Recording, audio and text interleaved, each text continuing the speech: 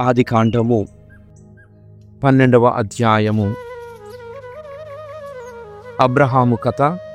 అబ్రహామునకు పిలుపు. దేవుడు అబ్రాహాముతో ఇట్లు చెప్పెను, నీ దేశమును నీ చుట్టుపక్కలను నీ పుట్టినింటిని వదిలి నేను చూపు దేశమునకు వెళ్ళుము. నేను నిన్ను ఒక మహాజాతిగా తీర్చిదిద్దెదను, నిన్ను ఆశీర్వదింతును, నీ పేరు మహా గొప్పది అగును. నీవు అందరికీ ఒక దీవెనగా ఉందువు. నిన్ను దీవించు వారిని దీవింతును, నిన్ను శపించు వారిని శపింతును. నీ యందు సకల జాతి జనులు ఆశీర్వదింపబడుదురు. దేవుడు చెప్పిన రీతిగా అబ్రాము బయలుదేరెను. లోతు అతని వెంట వెళ్ళెను. హారానును వదిలినప్పుడు అబ్రాము వయస్సు 75 ఏండ్లు. భార్య సారయితో, సోదరుని కుమారుడు లోతుతో గడించిన ఆస్తిపాస్తులతో, హారానులో చేర్చుకొనిన సేవకులతో అబ్రాము కనానునకు ప్రయాణమై వెళ్ళెను. వారందరూ కనాను దేశము చేరిరి. అబ్రాము ప్రయాణము చేయుచు షెకెము పుణ్యక్షేత్రము చేరి మోరే వద్దనున్న సింధూర వృక్షము కడకు వచ్చెను. ఆ కాలమున ఆ దేశములో కనానీయులు నివసించుచుండిరి. అక్కడ దేవుడు అబ్రామునకు కనపడి, ఈ దేశమును నీ సంతతికి అప్పగించుచున్నాను అని చెప్పెను. అబ్రాము తనకు కనబడిన దేవునకు అక్కడ పూజాపీఠమును నిర్మించెను. అతడు అక్కడ నుండి బయలుదేరి బేతేలునకు తూర్పుగా ఉన్న కొండనేలకు వెళ్ళెను. పడమట ఉన్న బేతేలునకు తూర్పున ఉన్న హాయికిని నడుమ గుడారములు ఎత్తెను.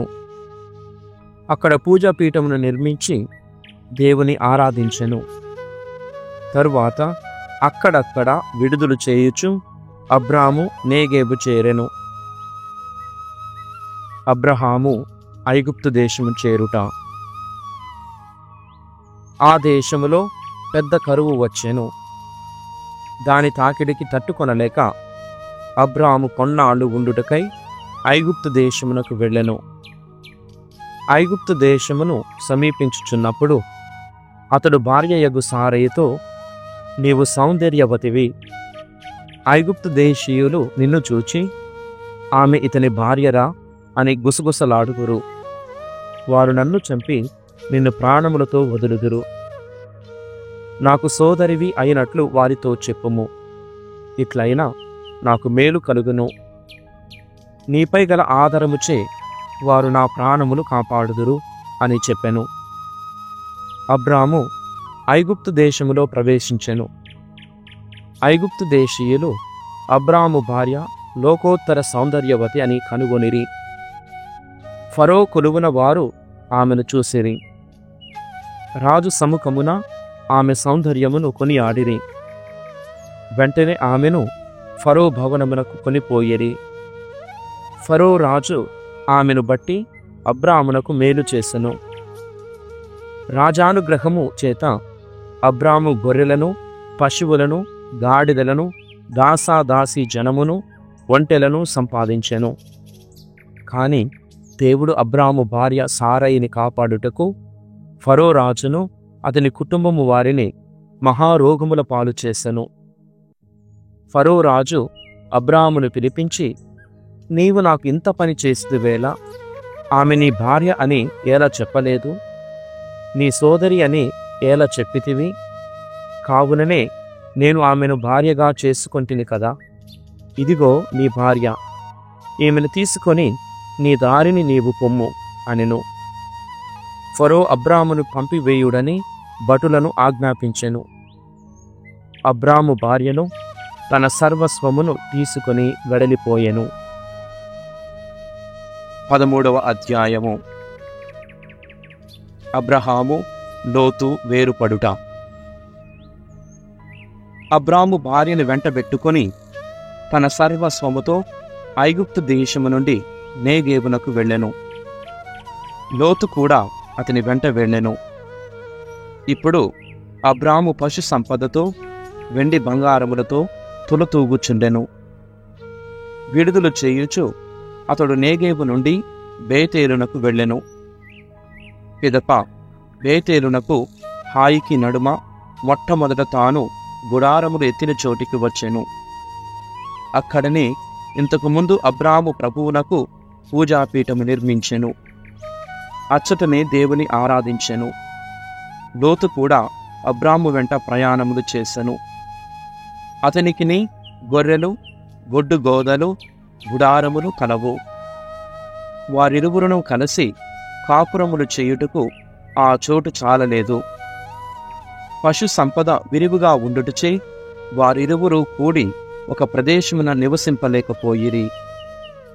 అదియను కాక అబ్రాము గొర్రెల కాపరులకు, లోతు గొర్రెల కాపరులకు నడుమ కలహములు పుట్టెను. ఆ ప్రదేశమునందే కనానీయులు, పెరిసయ్యులు నివసించుచుండిరి. అందుచే అబ్రాము లోతుతో, మనము అయిన వారము, మనలో మనకు జగడములు రాకూడదు. నా గొర్రెల కాపరులు నీ గొర్రెల కాపరులు క్రొమ్ములాడుకొనరాదు. కావలసినంత నేల నీ ముందున్నది. మనము విడిపోవుట మేలు. నీవు ఎడమ వైపునకు వెళ్ళినా నేను కుడి వైపునకు వెళ్ళెదను. నీవు కుడి వైపునకు వెళ్ళినా నేను ఎడమ వైపునకు వెళ్ళెదను అనెను. లోతు కన్నులెత్తి చూసి యోర్దాను మైదానము మంచి నీటి వనరులు కలదని కనుగొనెను. సోయరునకు పోవు త్రోవ పొడుగున అది దేవుని తోట వలె, ఐగుప్తు దేశము వలె ఉండెను. దేవుడు సొదొమను గొమొర్రాను నాశము చెయ్యక మునుపు ఆ ప్రదేశము ఆ విధముగా నుండెను. కావున లోతు యోర్దాను మైదానములను కోరుకొని తూర్పు వైపునకు వెడలిపోయెను. ఈ రీతిగా వారు విడిపోయిరి. అబ్రాము కనాను దేశమందు నివసించెను. కాని లోతు మైదానమునందలి నగరములలో కాపురము ఉండెను. సొదొము వరకు గుడారములు నాటెను. సొదొమ ప్రజలు దుష్టులు, భగవంతునకు విరుద్ధముగా పాపము చేయువారు. లోతు అబ్రాము విడిపోయిన తరువాత దేవుడు అబ్రాముతో, అబ్రాము, నీవున్న తావు నుండి కనులెత్తి 4 దిక్కులు చూడుము. నీ కనుచూపు మేర నేలను నీకు నీ సంతతికి శాశ్వతముగా ఇత్తును. భూరేణువుల వలె అసంఖ్యాకముగా నీ సంతతిని విస్తరిల్లజేయుదును. భూరేణువుల వలె నీ సంతతియు లెక్కకు అందదు. నీవు ఈ దేశమునందంతటా సంచరింపుము. దీనిని నీకు ఇచ్చుచున్నాను అనెను. అందుచే అబ్రాము తన పరివారముతో తరలి వెళ్ళి హెబ్రోను మండలమున మమ్రే దగ్గర ఉన్న సింధూర వృక్షముల సమీపమున నివసించెను. అక్కడ దేవునకు పూజాపీఠము నిర్మించెను. యోబు గ్రంథము 1వ అధ్యాయము. ఉపోద్ఘాతం. యోబు పరీక్ష. ఊచు దేశమున యోబు అను పేరుగల నరుడొకడు ఉండెడివాడు. అతడు దోషరహితుడు, ధర్మాత్ముడు, భగవంతుని పట్ల భయభక్తులు కలవాడు, పాపమునకు దూరముగా ఉండువాడు. అతనికి 7 కుమారులు, 3 కుమార్తెలు కలిగిరి. అతనికి 7,000 గొర్రెలు, 3,000 ఒంటెలు, 1000 ఎద్దులు, 500 గాడిదలు, చాలామంది సేవకులుండిరి. తూర్పు దేశీయులందరికంటెనతడు మహాసంపన్నుడు. యోబు కుమారులు తమ ఇండ్లలో వంతుల వారీగా విందులు ఏర్పాటు చేసెడివారు. వారు తమ సోదరీమణులను కూడా ఆ విందులకు ఆహ్వానించి అన్నపానీయములు అర్పించెడివారు. ఒక్కొక్క విందు ముగియగనే యోబు కుమారులను పిలిపించి శుద్ధి చేయించెడివాడు. వేకువనే లేచి ఒక్కొక్క పుత్రుని కొరకు ప్రాయశ్చిత్త బలిని అర్పించెడివాడు. ఒకవేళ తన కుమారులు పొరపాటున దేవుని నిందించి పాపము కట్టుకొనిరేమో అని భయపడి యోబు ఎల్లప్పుడూ అట్లు చేసెడివాడు. ఒక దినము దేవదూతలు దేవుని సమక్షమునకు వచ్చిరి. వారితో పాటు సాతాను కూడా వచ్చెను. దేవుడు సాతానుని, నీవు ఇప్పుడెచ్చటి నుండి వచ్చితివని అడుగగా అతడు, నేను భూలోకమున అటూనిటూ సంచారం చేసి వచ్చితినని చెప్పెను. దేవుడతనితో, నీవు నా సేవకుడైన యోబుని చూచితివా? అట్టివాడు మరి ఒకడు భూలోకమున లేడు. అతడు దోషరహితుడు, ధర్మాత్ముడు, దేవుని పట్ల భయభక్తులు కలవాడు, చెడుతనమునకు దూరముగా ఉండువాడనెను. సాతాను దేవునితో, యోబు తమరి పట్ల వట్టిగనే భయభక్తులు చూపుటలేదు. మీరు అతనిని, అతని కుటుంబమును, అతని సిరి సంపదలను ఎల్లవేళలా కాపాడుచున్నారు. అతడు చేపట్టిన కార్యములనెల్లా దీవించుచున్నారు. మీ కృప వలన అతని మందలు పొలముల నిండా తిరుగాడుచున్నవి. కాని మీరు యోబు ఆస్తిపాస్తులనెల్లా తీసుకొనుడు. అతడు మీ మొగమెదుటనే మిమ్ము శపించి తీరునని పలికెను. దేవుడు సాతానుతో, సరియే, అతని ఆస్తిపాస్తులనెల్లా నీ ఆధీనమున ఉంచుచున్నాను. నీవు మాత్రము యోబు మీద చేయి చేసుకొనవలదని చెప్పెను. అంతటా సాతాను దేవుని సన్నిధి నుండి వెడలిపోయెను. ఒక దినము యోబు కుమారులు, కుమార్తెలు వారి పెద్దన్న ఇంట విందును ఆరగించి ద్రాక్ష సారాయములను సేవించుచుండిరి. అప్పుడు సేవకుడొకడు యోబు చెంతకు వచ్చి, అయ్యా, నీ ఎడ్లు పొలము దున్నుచున్నవి, వాని ప్రక్కనే నీ గాడిదలు మేయుచున్నవి. ఇంతలో షబాయీయులు వచ్చిపడి ఆ పశువులన్నిటినీ తోలుకునిపోయిరి. వారు నీ సేవకులనెల్లా ఖడ్గములతో పొడిచి చంపివేసిరి. నేనొక్కడినే తప్పించుకొని వచ్చి నీకీ సంగతి చెప్పుచున్నానెను.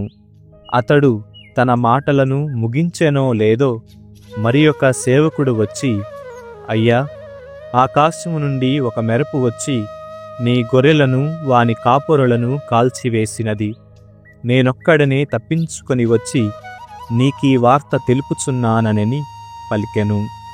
అతడు తన మాటలను ముగింపక మునిపే వేరొక సేవకుడు వచ్చి, అయ్యా, కల్దీయులు 3 దండులుగా వచ్చి నీ ఒంటెల మీద పడి వానిని అపహరించుకొని పోయిరి. వారు నీ సేవకులను కూడా కత్తులతో పొడిచి చంపివేసిరి. నేనొక్కడనే తప్పించుకొని వచ్చి నీకీ విషయమును తెలియజేయుచున్నానని పలికెను. అతడు తన పలుకులను ముగింపక పూర్వమే ఇంకొక సేవకుడు వచ్చి, అయ్యా, నీ కుమారులు, కుమార్తెలు వారి పెద్దన్న ఇంట విందారగించి ద్రాక్ష సారాయమును సేవించుచుండిరి. అంతలో ఎడారి నుండి ఒక పెనుగాలి వచ్చి ఆ ఇంటి 4 మూలలను బాదెను. ఇల్లు కూలి యువకుల మీద పడగా వారందరూ చనిపోయిరి. నేనొక్కడనే తప్పించుకొని వచ్చి నీకీ సంగతి విన్నవించుకొనుచున్నానని పలికెను. ఆ మాటలు విని యోబు పైకి లేచి సంతాప సూచకముగా బట్టలు చించుకొనెను, తల గొరిగించుకొనెను. నేలపై బోరగిలపడి దేవునికి దండము పెట్టి, నేను దిగంబరుడనుగానే తల్లి కడుపు నుండి వెలువడితిని, దిగంబరుడునుగానే ఇచ్చటి నుండి వెడలిపోయేదను. ప్రభువు దయచేసిన వానినెల్లా మరలా తానే తీసుకొనెను. అతని నామమునకు స్తుతి కలుగునుగాక అని పలికెను. ఇన్ని దురదృష్టములు వాటిల్లినను యోబు దేవునిపై నేరము మోపనూ లేదు, పాపము కట్టుకొననూ లేదు. 2వ అధ్యాయం. దేవదూతలు మరలా దేవుని దర్శింపవచ్చిరి. వారితో పాటు సాతాను కూడా వచ్చెను. దేవుడతనిని, నీవిప్పుడెచ్చటి నుండి వచ్చితివని ప్రశ్నించెను. సాతాను, నేను భూలోకమున అటూనిటూ తిరుగాడి వచ్చితినని చెప్పెను. దేవుడు అతనితో, నీవు నా సేవకుడవైన యోబుని చూచితివా? ఈ భూమి మీద అంతటివాడు లేడు. అతడు దోషరహితుడు, ధర్మాత్ముడు, దేవుని పట్ల భయభక్తులు కలవాడు, పాపమునకు దూరముగా ఉండువాడు. అతడు ఇంకను నైతిక నిష్టకు కట్టుబడి ఉన్నాడు. నీవనవసరముగా నాచే అతడిని నాశనము చేయించితివనెను. సాతాను, నరుడు తన చర్మమును కాపాడుకొనుటకు, చర్మమును తన ప్రాణములను దక్కించుకొనుటకు సమస్తమును త్యజించును. తమరిప్పుడు యోబు దేహమునకు హాని తలపెట్టుడు. అతడు మీ ముఖమెదుటనే మిమ్ము శపించి తీరునని పల్కెను. దేవుడు సాతానుతో, సరియే, యోబును నీ ఆధీనమున ఉంచుచున్నాను. నీవు అతని ప్రాణముల జోలికి మాత్రము పోవలదని చెప్పెను. అంతట సాతాను దేవుని సమక్షము నుండి వెడలిపోయెను. అతడు యోబు శరీరమును అరికాలి నుండి నడినెత్తి వరకును వ్రణములతో నింపెను. యోబు కసబు దిబ్బ మీద కూర్చుండి చిల్ల పెంకుతో తన కురుపులను గోకికోనారంభించెను. అతని భార్య, నీవింకను దోషరహితుడవగానే ఉన్నావు కదా, ఇప్పుడు దేవుని శపించి మరణింపుమనెను. కాని యోబు, నీవు వట్టి తెలివి తక్కువ స్త్రీల వలె మాటలాడుచున్నావు.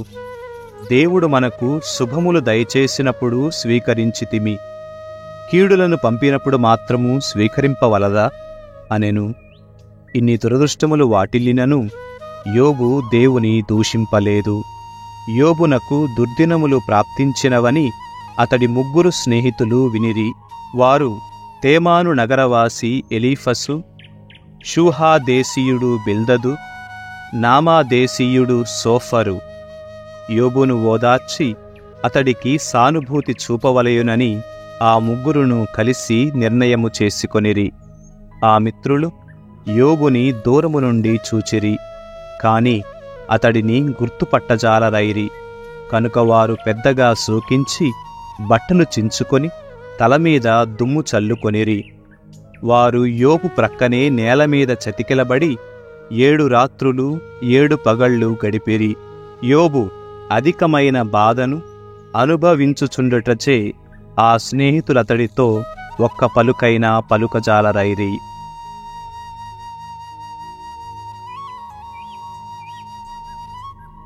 సామెతల గ్రంథము.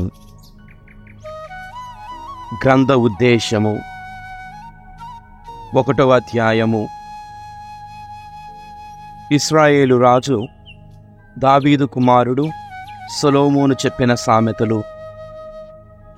విజ్ఞానమును ఉపదేశమును ఆర్జించుటకు, వివేక వాక్యములను ఎరుగుటకు, తెలివితేటలతో మెలగుటకు, నీతి న్యాయములతో ప్రవర్తించుటకు, జ్ఞానము లేని వారికి తెలివి గరపుటకు, యువకులకు విజ్ఞాన విచక్షణతలు నేర్పుటకు, జ్ఞానులు మరి అధికముగా విజ్ఞానము బడయుటకు, వివేకవంతులు హితోపదేశము పొందుటకు, సామెతలు నీతి కథలు అర్థము చేసుకొనుటకు, సుభాషితములను పొడుపు కథలను గ్రహించుటకు ఈ సామెతలు ఉద్దేశింపబడినవి.